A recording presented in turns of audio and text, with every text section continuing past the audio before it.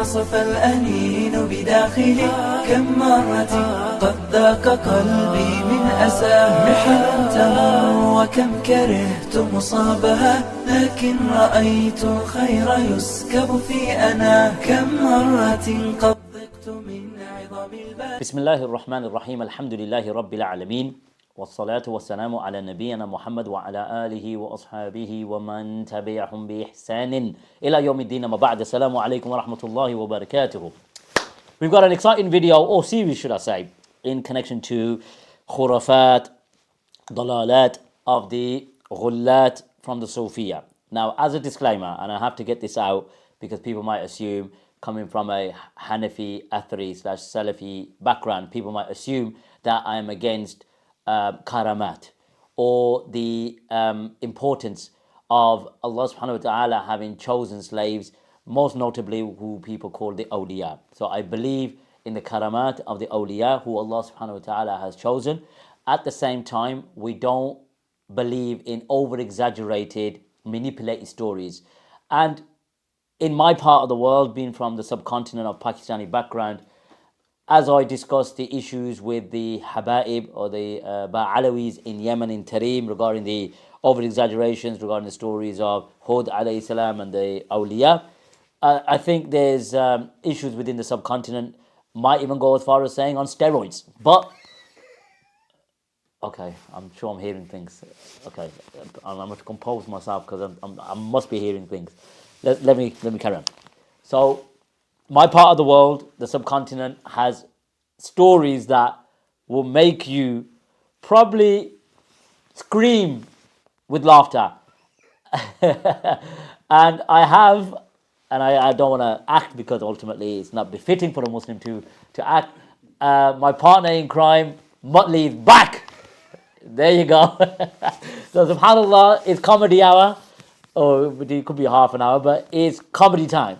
And what I want to do first is play a video of a group within the subcontinent, not restricted within Pakistan, but extensions in India and in Bangladesh and the diaspora in the West as well, in the UK. They've obviously raised millions as well, and we know obviously there's been issues with the Charity Commission. We know.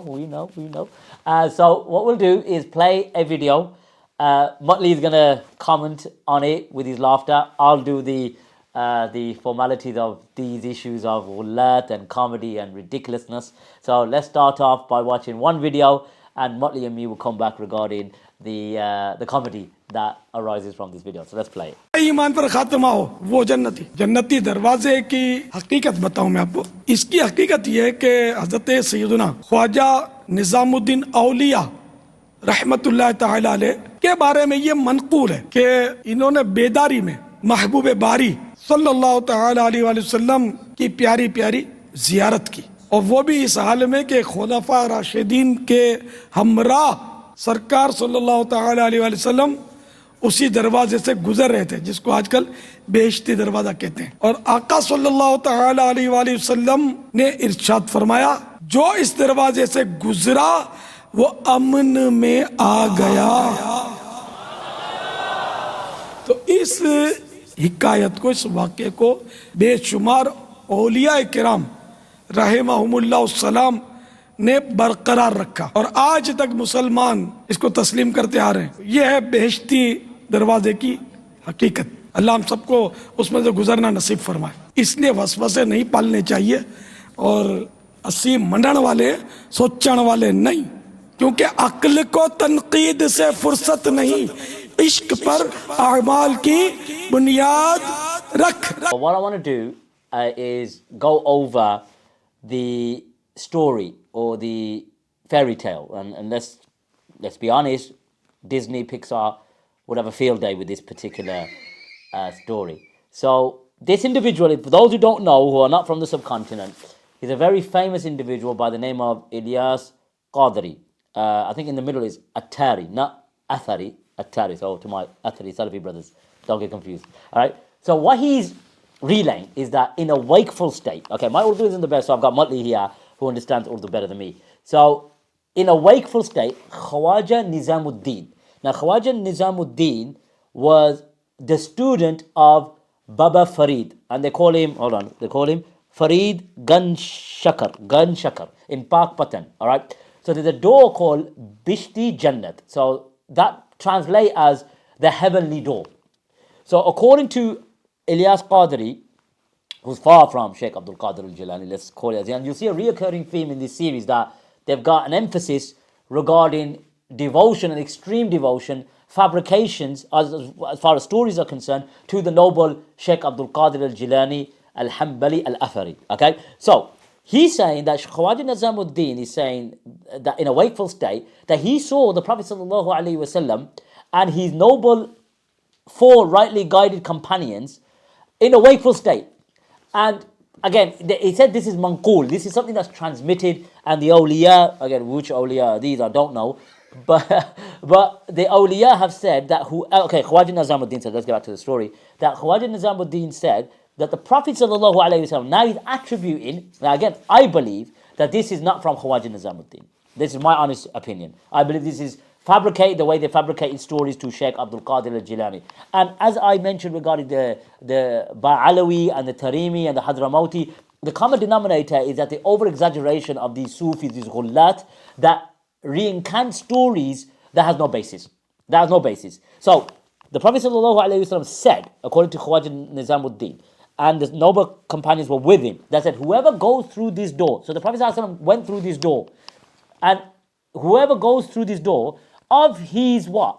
Of his predecessor. So he's narrating about his predecessors, which is Farid Gun Shankar, Baba Farid. That's make it Baba Farid, right? Because I can't remember his name. To add, Baba Farid is also revered by Sikhs as well. So in the Guru Granth Sahib, which is the final Guru, his stories and his poetry is in there. So whoever, according to Khwaja Nazim, the Prophet ﷺ said, again, the Prophet ﷺ said, bear this in mind, whoever goes through this Bahishti Darwāza, which basically means the heavenly door, will be granted peace and security. All right, peace and security. Now, what's behind the door now, right? What's behind the door? We've seen what's in front of the door. That's been narrated by Ilyas Qadri from the Dawat Islami group. So, what's behind the door? The door, behind the door is the grave of Baba Farid. But when you look at what happens behind the door, this is what's going to shock you further. And like I said, when it comes to spirituality, cleanliness of the soul, I'm all for it. You know, it's important that we cure the diseases of the heart. Do you understand? It's very, very important. So let's now watch what actually happens behind the door, okay? And let's allow Motley some commentary later as well.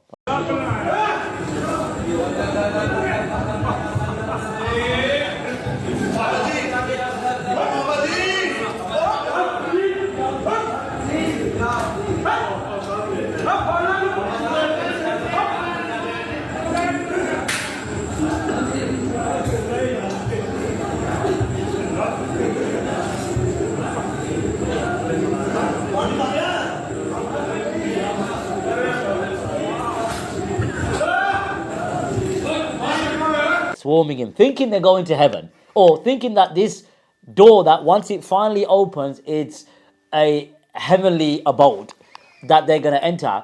But all they're getting is slaps on the back of the head, slaps on the butt cheeks, getting thrown from left and right from the Pakistani police.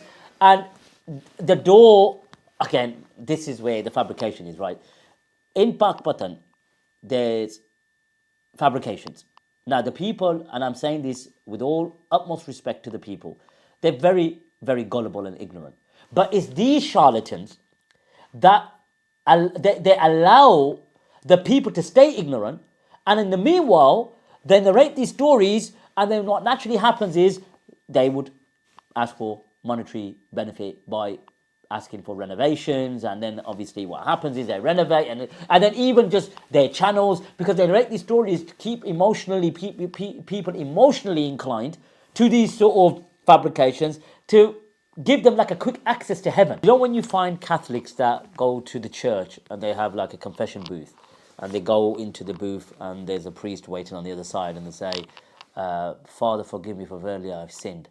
And then they obviously, you know, go over what he did, and then they give him sort of antidote, like say 10 Hail Marys or, cross yourself 100 times. Now, I'd like to ask you, right, and we're going to follow this up with another video regarding their extreme lies that they've attributed to the noble Sheikh Abdul Qadir Jilani. This is just sort of highlighting the issues that we have that needs addressing. Wallah al-Azim, especially from my part of the world. Like, look, I'm of Pakistani background, right?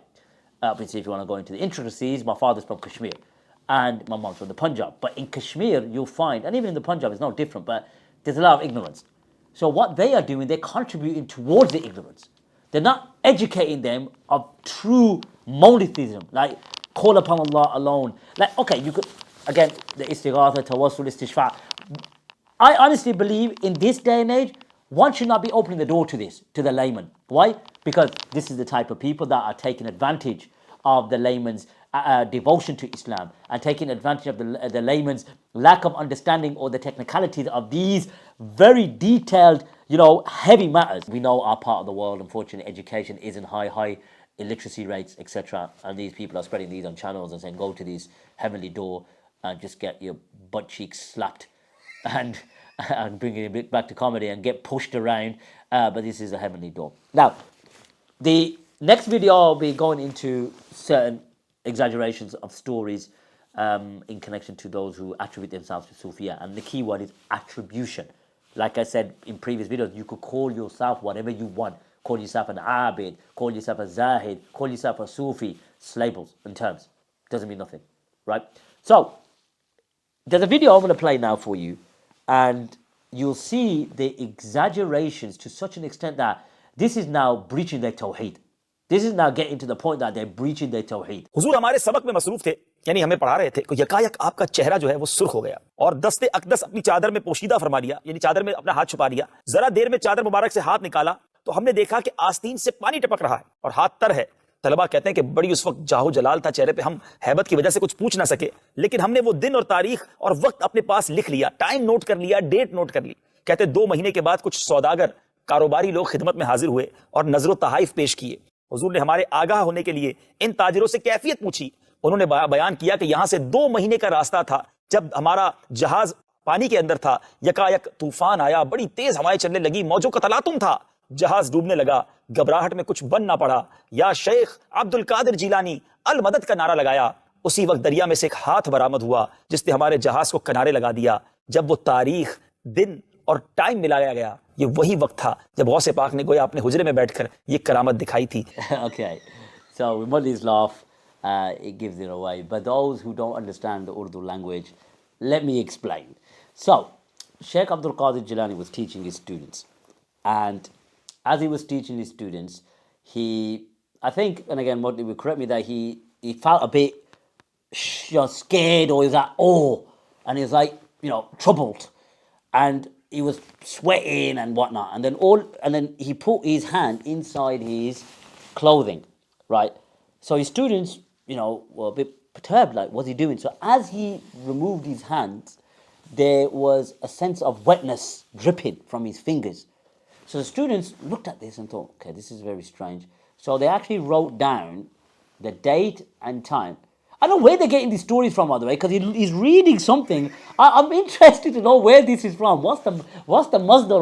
Where masadir? You know what I mean? Where's the masadir? Where's the sources? Anyway, now as they saw what transpired in front of them, where Sheikh Abdul Qadir Jilani rahmatullah put his hands in his sleeve, and all of a sudden it's wet and it's dripping. The students, rather than inquiring, and I forget where these Sufis are getting these sources from, right? Because I don't know where it's from. But let me sort of paint a picture. Imagine you're sitting in front of your teacher, and something miraculously, such as he putting his hands in his shirt, and then all of a sudden he's dripping with water. Wouldn't you inquire, sir, if you're in England, put your hand up, be a good boy, and get caught and get the response that you're allowed to talk to, sir? Like, could you just explain what just happened here? Because unless it's not your armpit, unless it's not your sweat from your armpit, what is it? What's happened? So all they did is, like, they seen this incredible scene in front of them, and all they did was just basically jot down the date and time and what happened, right? So let's carry on. So now they're just busy, continuing studying and whatnot. And Sheikh Abdul Qadir Jilani obviously is back to his normal state. So there came a bunch of merchants, if that's the best translation, right? From a journey that took them 2 months. So that journey took them 2 months. So they came, and they spoke to Sheikh Abdul Qadir Jilani, I believe, about the story, or recanting the story as to what happened on the on sea, about the storm and the floods, and they're about to die. But at the moment where people who are not even believers, who don't even believe in the existence of Allah subhanahu wa ta'ala, who are quote unquote atheists, will call out based on their natural instinct of the soul trembling and saying, "Oh my God," or "Oh Lord," or anything anything in connection to Allah subhanahu wa ta'ala. But yet these individuals, when this was happening, they called upon Sheikh Abdul Qadir al-Jilani, and the exact words were, "Ya Ghawth Madad," I think it was. So, which translate, "Oh the one that relieves, aid us, or help us." Now, look, think about this now for a second. Just imagine like the Titanic, for example. And I'll give you this example. They would have obviously called out to their Lord, whoever it may be. And if they called out to their saints, right, then you would say, okay, this is saint veneration. But Allah subhanahu wa ta'ala is the one that answers the dua, the ones that call out to their Lord in times of distress, because Allah subhanahu wa ta'ala is the one that answers those who are distressed. As the famous hadith of Ibn Abbas, when the Prophet ﷺ said to the ghulam, or ya ghulaym, or kama qal, إِذَا إِسْتَعَنْتَ فَاسْتَعْنُ بِاللَّهِ, that if you were to seek aid in anyone, seek aid in Allah subhanahu wa ta'ala. And also there's a narration that comes to mind that Mutley made me aware of, that even if your shoelace breaks or something happens, then seek help in Allah subhanahu wa ta'ala. These individuals seek aid in that distress moment, okay, to Sheikh Abdul Qadir al-Jilani. Now I like to ask now, look, this is now serious, considering that we're speaking about, what's happening by Gaza. And I say this to all the brothers and sisters, that we ask Allah subhanahu wa ta'ala to aid them in whatever form or whatever capacity, to relieve them of the suffering and to support them against the enemies of Allah subhanahu wa ta'ala, right? Now, would you accept now thinking about it, look deep into your conscience now, those in Gaza seeking aid and support with Sheikh Abdul Qadir Jilani in this particular situation? Does that seem right? Think about that for a second. I'm trying to make you understand that these matters are so sensitive that we as Muslims, those who submit our will to Allah subhanahu wa ta'ala, who are muwahhideen, who call upon Allah subhanahu wa ta'ala alone, we know there's only one that deserves to be worshipped in times of distress and ease. Do you understand? As per the hadith of Ibn Abbas, the Prophet said that know Allah in times of ease and He would be with you in times of distress. So all of these people who are mention these stories, and again, let me before I get to the story, that if they seek aid in Sheikh Abdul Qadir al-Jilani or Baba Farid or Khwaja Nizamuddin or whoever saint or whatever prophet or whatever Abdal or whatever it may be, are you saying to me now that all our brothers and sisters in Gaza now should call upon Sheikh Abdul Qadir al-Jilani to aid them in their suffering against the Zionists? Would you accept that? And if you say yes, then I pretty much doubt that you understood what Tawheed is, in my opinion. Anyway, so let's get back to the story. So Sheikh Abdul Qadir Jilani, again, now this is not, they don't know Sheikh Abdul Qadir Jilani, but all of a sudden a hand just comes out of the sea, right? So remember when I said that Sheikh Abdul Qadir Jilani put his hand inside his shirt or underneath his armpit or whatever, and then he came dripping with water. So what that basically was when these two merchants were explaining the story, and so all of a sudden a hand came out, the sea, like Finding Nemo or the whale or whatever it may be. That's what usually comes out the sea, but this occasion it was Sheikh Abdul Qadir Jilani's hand coming out, rescuing them, right, and putting them in a place where there's the storm or the floods, or they were saved from that particular turbulent and scary situation. So this is what this man is saying. This man is explaining, or if not narrating this story on a satellite TV channel with tens, if not millions of views. Is this Tawheed? That's the question I'd like to ask. Is this Tawheed? That a man in Baghdad who's teaching his students, whilst in the middle of a lesson, his hand goes into his armpits, but then all of a sudden he's rescuing merchants on a journey 2 months away. Now again, we believe in karamat. Again, even the story of Umar bin Khattab radiallahu anhu, that, you know, when he called upon one of the companions and he says, Jabal, go to the masjid. There's kalam on this particular narration, but just say, we believe in karamat. And I would even go as far as saying, and I've got a video to do, even the Najdis do. Even in Durar Sunni, and I'll get into that later. I like to address my brothers and sisters, but most notably those who are of subcontinent heritage, or who are from either Pakistan, India, Bangladesh, and whatnot, even Afghanistan, if you want to include them in it. That these stories that you've listened to, from their heads, from those who are ulama, or those who are their teachers, and they are making wild claims where Tawheed has been compromised, right? Tawheed has been compromised. And we as Muslims debate and discuss with those who worship. And again, we're saying worship now, that they deify them. But at the same time, when it comes to asking Allah subhanahu wa ta'ala in times of distress and in times of needs, mubasharatan, directly, and then recanting stories about hands coming from oceans and, you know, and other stories, and I can't remember, Motley's obviously here, but the stories are just lies, fabrications, and they are not strengthening or, you know, solidifying a person's tawheed. And if anything, they're opening the doors of shirk. You see? They're opening the doors of shirk. Now again, the layman's and those who are not well educated, all you're doing is exacerbating their ignorance and drowning them in this issue of not worshipping Allah as He should be worshipped. I'm not talking about salat now. I'm talking about when you're in times of distress and needs, you ask Allah subhanahu wa ta'ala. That is the foundation of every Muslim. And I'm not speaking about the intricacies, as I said before at the introduction, or when I issued my disclaimer about, you know, tawassul, istighath, and istishfa'. I'm not even getting into that. But what you've just witnessed in these videos is nothing but misguidance. And it's only those who are sitting at the top echelon of these movements that are benefiting, monetarily, or with fame, or with status. And it's only going to get worse for those laymen because they are not doing anything to rectify their iman and their tawheed. Let's be honest. It's all waffle. It's all stories. It's all exaggerations. They're not benefiting. What are they benefiting? To call upon other than Allah in times of distress? Is that really what? Is this how you're nurturing the Muslims? Is that how you're nurturing our community, especially in the subcontinent?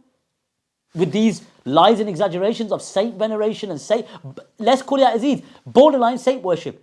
And I don't we make excuses for the layman, but you sitting at the top, what are you teaching? What are you really giving the people as ammunition to strengthen their iman as a shield against the Satan's whispers? Or, like Ibn al-Jawzi said, the devil's deception. Right? So that's my final message to those.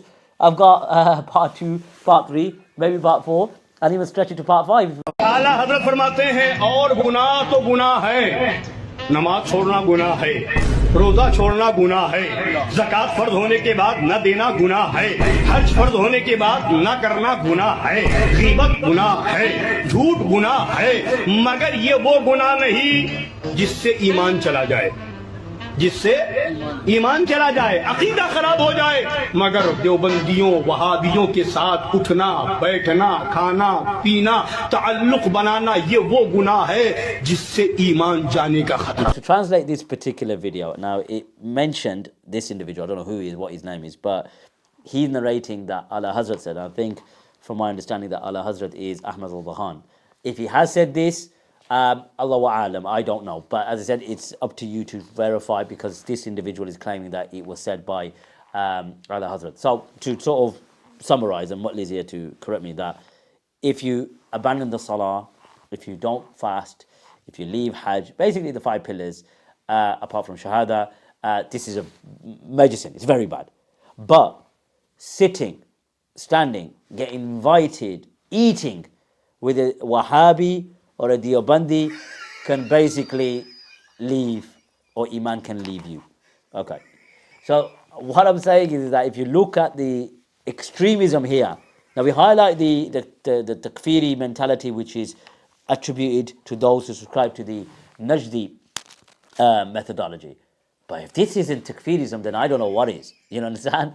So what I'm going to do, I'm going to leave you with the video. I'm not going to translate it. I've got part 2, part 3, maybe part 4 to come. And whilst we are laughing and giggling, I'll be frank, if we don't laugh and giggle, we might end up crying or mourning what's been spread by those who claim that they are followers upon the ummah or from the ummah of the Prophet sallallahu alaihi wasallam. So this is just like banter, but it's to educate our brothers and sisters. This way and approach or fabrications, it needs to be called out. And wallah al-azim, it needs to be called out. And we can't sit idly while this has been spread. Not just spread in their own circles. If you spread it amongst your own circles, that's your issue. We've got no right to say don't spread it or spread it, because that's your environment. But when it's on satellite TV channels and it's been spread to hundreds of thousands, if not millions of people, then it becomes an issue of fasad being spread. And it's not from the sayings of the Prophet sallallahu alaihi wasallam, or from what we would call Islam as upon the understanding of the Salaf al-Salihin. So let's play this video for you. And until the next video, Mutli, do you have anything to say? Yeah, so he's saying we'll see you at the next video. I speak Mutli's language very well, to be honest. So take care of yourselves. Sallallahu alaihi wa Muhammad. सुभान अल्लाह। बैठो अरे बैठ जाओ। बैठो बैठो, क्या समझ रहे हो? कहीं से ये गौस पाक के हाथ में मिंबर। बैठो। ليس الغريب غريب الشام واليمن، إن الغريب غريب اللحد والكفن، إن الغريب له حق لغربته على المقيمين في الأوطان والسكن، سفر بعيد وزاد لن يبلغني، وقوتي ضعفت والموت يطلبني، ما أحلم الله عني حيث أمهلني، وقد تماديت في ذنبي ويسترني، تمر ساعة